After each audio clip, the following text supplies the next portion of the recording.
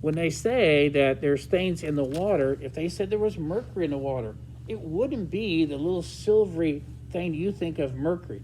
A little blob of mercury in the water would do nothing. It would just sit there. So when they say there's mercury in the water, what they mean is mercury in the form of an ion, and it's dissolved in water. You won't even see it. When somebody says, hey, there's a lot of potassium in a banana, you can tear every banana up you want. You'll never see that soft, shiny metal in a banana. So where's the potassium? What form is it in? It's not in a solid form. It's in an ion, and the ion's dissolved in some kind of a liquid. So it's in an aqueous solution, isn't it? Hey, my swimming pool, I got to make sure that the chlorine level is good. Has everybody done that? Have you ever made sure the chlorine? Okay, guess what? Chlorine is a greenish, yellowish gas that's poisonous. Is that what you're doing? No. So chlorine gas is not what they're doing. So when they say I have to put chlorine, the chloride level is not high enough, what do they mean? Not the chlorine, the element. It's the ion, and it's dissolved in water. Now, I want you to think about that, because I never knew that when I was your age. When they said, hey, there's a lot of this, and there's a lot of potassium in this, there's a lot of, too much sodium in that thing. Sodium? Sodium metal? No. Sodium ions, and they're dissolved in water. So are you with me? All right, I promise you that. And when people test your blood, hey, we're going to test your iron. How much iron is in your blood? Is it really the solid material called iron, the solid? No. It's iron ions. That's what they're looking for. Okay, now, let me get my book here. So here we have chapter 7, and the name of it is Reactions in an Aqueous Solution. Okay, so now what we did is, I mentioned this last chapter. Why do reactions even take place? And do you remember how many of those driving forces? Do you remember how many things do you remember that say that tends to make the reactants turn into products? 3. All right, what do you remember? The formation of what? Solid, water. Okay, do one at a time. The formation of a solid. That means I didn't start with a solid. It might have 2 liquids, but a solid forms. We're going to study that in this chapter. And that's what makes the reaction take place. What's another one? Formation of? Liquid. Not any liquid, but Water. Water is really stable. Now, one of the most famous reactions you're going to be doing is when an acid and a base come together and they neutralize each other. They always form water. And so you say, well, when somebody spills an acid, you say, how do you neutralize it? Well, throw a base on it. Or somebody has too much acid in their stomach, they have Tums or Mylanta, right? Look on the package. What does it say Tums is made of? Calcium hydroxide. It's a base, isn't it? You're putting a base in your stomach to neutralize the acid. And another driving force, formation of a gas. Okay, so you have maybe 2 liquids or a solid and a liquid, and a gas is produced. That's another thing that makes reactions tend to take place. And then the last one, which you do not understand yet, that's fine, is called the transfer of electrons. When one object tends to want to gain electrons and another tends to want to lose, that's a driving force. The transfer of electrons is why the reaction takes place. And we're going to get into that, and that's a fancy word called redox. And but I think you'll be fine there. Okay. I think that's enough for right now. But anyway, let's go to the next page, and let's go over here, and let's talk about this. And notice at the top says reactions that form solids. Okay, so what was the formation of what? Formation of a solid. All right, so what I'm going to do is go ahead and get your notes. Let's start your notes here. I want you to think about, there's some vocabulary words. Every chapter has vocabulary words. Everybody understand that? And that's what you do in first year anything. In first year, whatever, you learn a lot of vocabulary words. So let's take a look. We have this thing called a precipitation reaction. And so you want to look at that and see what happens. Take a look. I did a little diagram here. I drew a little cartoon diagram in a way.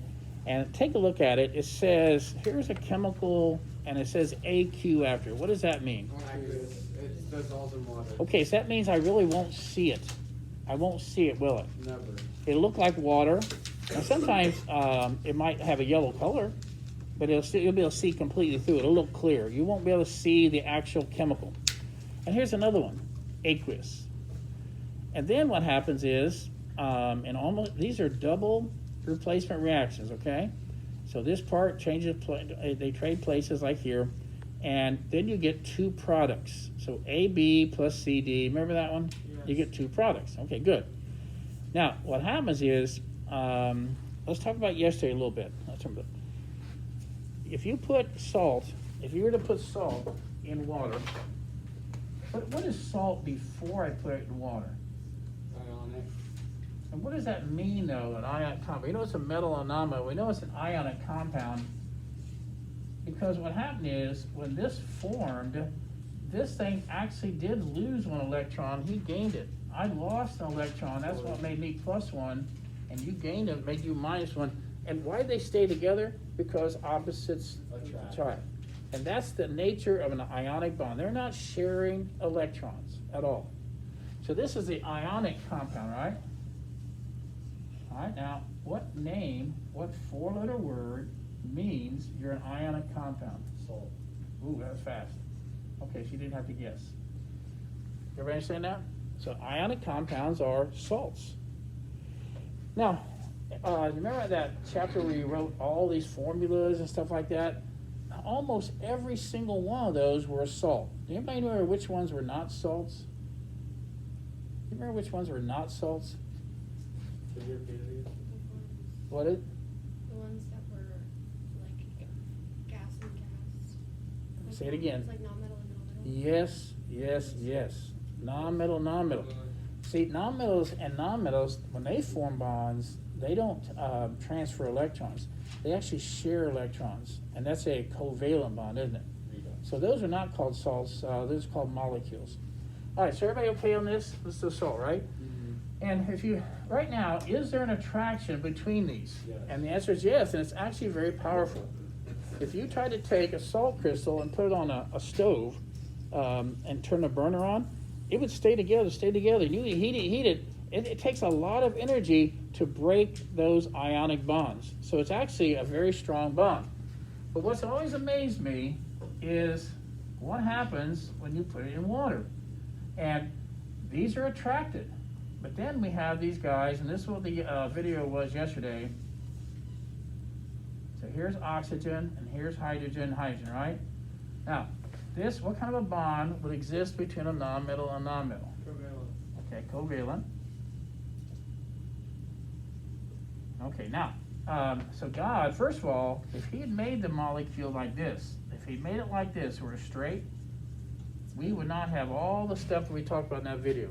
Water would not be unique. There would be no life on the planet. This is really important. So this is actually a bent molecule here. And so this will not work, but this one will. And this is also a covalent bond, isn't it? Mm-hmm. And then he talked about, God made this, when these share electrons, is it even? And I had, let me see if I have a picture here. Okay, let's see a picture. Okay, but let's pretend that you had, I like Snickers, but let's say you had a Snickers bar right here, and I had one, and I brought it to class on Monday. Okay, well, let's pretend, okay, oh, you're at 8th, right? Yeah. Okay, that's right. Well, let's pretend I had one, and I asked Daniel, say, hey, you want to share? Is it okay if I share my Snickers bar with you? And he says, sure. And so what happens is, I take out my knife, and I cut out a piece about like this. And I give that to Daniel, and then I eat this. Oh. I don't know what your problem is, because did I share? Yes. Okay, I said I was going to share. What you thought, you assumed sharing meant equal, didn't you? But God made it this way. God made it so that some elements, actually, when they share, they don't share evenly. And that's a fancy word they use, electronegativity. And what they said is, when we share electrons, they're going to spend more time around me than you. And I use the word greedy, if you like that word. Anyway, so what happens is, this pair of electrons, one of my electrons and one of your electrons, they're going to spend a whole lot more time around oxygen. So what charge do electrons have? Negative. They're kind of negative, right? They are negative. And that's going to make this end of the water molecule not an ion, but partially, that's that funny symbol, partially negative. And what about this other end, where the electrons are not spinning hardly any time? Okay, so what do you call a molecule that has opposite ends? Polar. So we have a polar covalent bond. In fact, there are two of them. And then we have a polar molecule going. Okay, now, so what? You say, so what? What does that have anything to do with it? That was the whole idea yesterday. And so what happens is one water molecule by itself is polar. You got that? So what would happen if I were to put this in there? What would happen if I put NaCl into that? I just thought about something. Yeah, okay. All right. So what's going to happen here? I have a plus minus nature, and you have a plus minus nature. So then, do you think that the negative part of the water, the opposite end, will it be attracted to here or here? The Na. Okay, it's a Na, so I'm going to put the Na right here, and it'll be attracted to it, but so is the chlorine. And for an instant, maybe the chlorine and sodium still have more attraction. But what if we put another molecule and another one, and another one, and another one? So what would happen then if I were to put several waters around it? It's gonna get trapped. Then the attraction of these to that will be stronger than the attraction keeping these together, and it will dissolve. It will actually break up into ions, and we'll have a sodium ion that's surrounded by water. And which end of the water molecule will be attracted to it? The oxygen end. But what happened to my chloride ion? What happened to my chloride ion over here? Okay, which part of water would be attracted to the negative chloride ion? Positive 8. Okay, so we have an H and H here and an O, and we can do the same thing here, plus plus, minus minus, and HH. Okay, sorry. Plus plus, okay. So what we see here is this is why we think water is so good at dissolving ionic compounds, because ionic compounds have a plus minus nature, and water has a plus minus nature. When I was a long time ago, I learned one of my chemistry professors say likes dissolve likes. So if you are a plus minus nature, like you're a polar molecule, you're going to tend to dissolve things that are also plus minus, like ionic compounds. All right. So this is actually a much more important drawing than you think. Okay? This is why we think water is so good at dissolving ionic compounds. Now, take a look at my drawing back up here in the book. Here's a double replacement reaction, and we're going to get two products. Now, this one says aqueous. So this is an ionic compound, but it says aqueous, so what does that mean? Dissolves in water. But that means I won't see it, and it means the ions are separated and everything. But what about this guy? This is called a precipitate. Have you used that word before? Precipitation? No. What's interesting is rain and snow and sleet and hail, those are all called precipitations. Why? Because when water is in the air, we call it a cloud or water vapor, and it's hanging there and it's not falling. But as soon as it gets heavy enough to fall, we call it precipitation. It falls down out of the air, doesn't it? Mm-hmm. So what's going to happen here is you put these two liquids together, and one of these is going to form a solid, and it's going to be heavy enough to fall to the bottom. And it's called a precipitate. Okay? So it's a precipitate, and I always ask this question. A precipitate is an insoluble product. Now, where do you find products again? See? What side of the arrow? Okay. Now, which one? See this guy here? Notice I didn't put AQ after it. I put S. S means what? Solid. No, it means solid, doesn't it? And so this is called a precipitate. It's an insoluble product. Okay, does that make sense? Well, anyway, so I want to show you, I I understand that the author, I like the author of the book. I like the author very much. I like this book. But I want to tell you that what he's going to do is going to show you page after page after page of drawings of what I just described. So if you want to look through the book and you want to look at the diagrams, then you might understand what's going on. Okay, so let's take a look. Take a look right here. Can everybody see that equation right there? Okay, chemical equation. Okay. It says here, can everybody read that to English? Anybody want to try that? I know it's Friday, and anybody want to try to read that in English? I got it. All right, go ahead. Potassium chromate plus barium. Now, and what form is potassium chromate in? Aqueous. Okay, so it's a solution of potassium chromate. Oh, plus a solution of barium nitrate. Yes, excellent. Yields Yields to a solid a precipitate, right? A solid precipitate precipitate of, barium chromate okay, plus a solution of potassium nitrate. okay. So now, let's take a look. When you guys do this experiment, you'll do an experiment very much like it. What is in, when I pour these two materials together, let's have a beaker and a beaker, I put them together. All right, what was in the beakers before the reaction took place?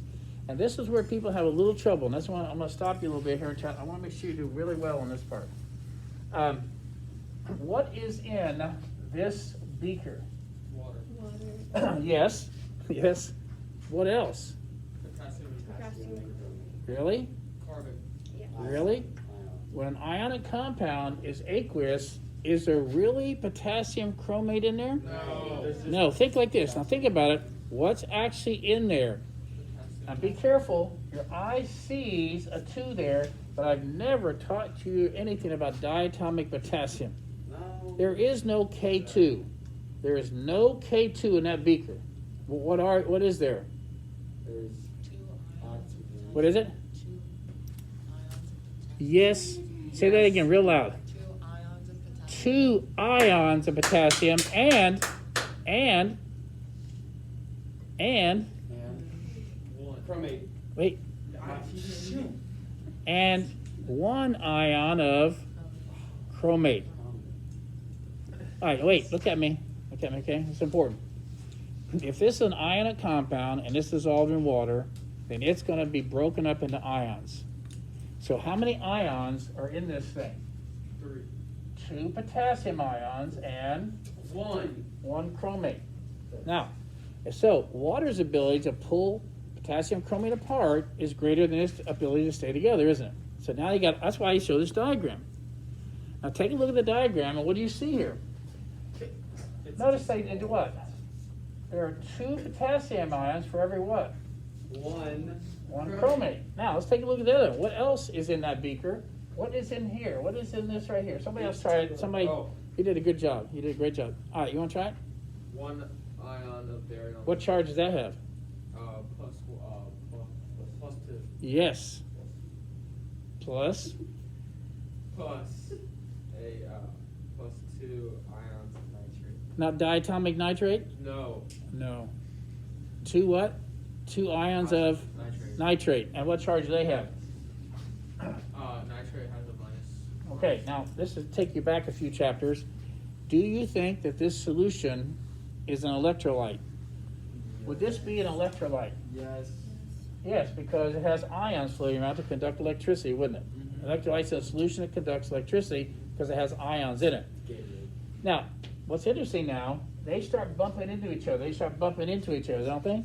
We already know, though, even if chromate bumps into potassium, it won't form potassium chromate because water is going to keep them apart, isn't it? Yes. Are you with me?